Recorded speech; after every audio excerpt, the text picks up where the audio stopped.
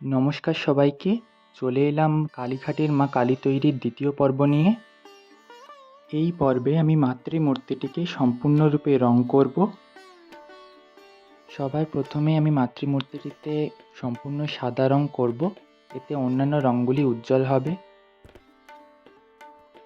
কালীঘাটের মা কালী মূর্তিটি কোষ্ঠী পাথর দিয়ে তৈরি। ধৈর্য সহকারে আমি মায়ের মুখমণ্ডলে রং দিয়ে দিলাম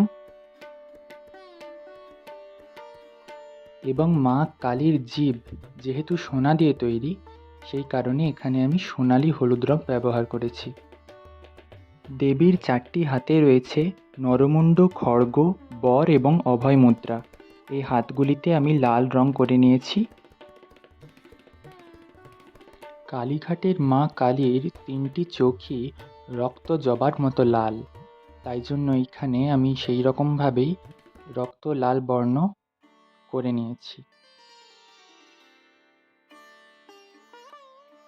ধীরে সুস্থে মায়ের 3টি চোখের তারা অঙ্কন করলাম।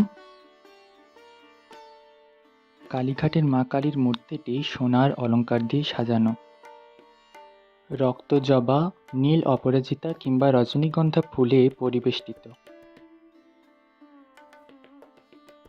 সেই মতো চূড়া, হাতের বালা ইত্যাদিতে সোনালি রং করে নিচ্ছি। দেবীর হাতে খড়গ এবং নরমুণ্ড দিয়ে দিলাম। শেষ হলো কালীঘাটের মা কালী তৈরি।